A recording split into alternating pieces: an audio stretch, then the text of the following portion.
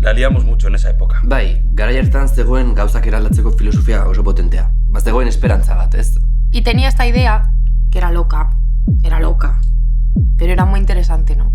Batzutan etortzen zen jende bat, ¿qué es este espacio? ¿Qué estáis haciendo? Pues si puedes ayudar. Queríamos dinamitar Bilbao de alguna manera y que hubiera ahí un espacio, un punto de encuentro para que pasaran cosas al margen de lo institucional. Y desde luego alejarnos de las formas más convencionales, tener libertad, eso era lo básico. Eta hortik ja, hemen geratzen naiz. Eta gauzak aldatzeko motivazioa batez ere, kolektiboan. Es que me llevó al fuego.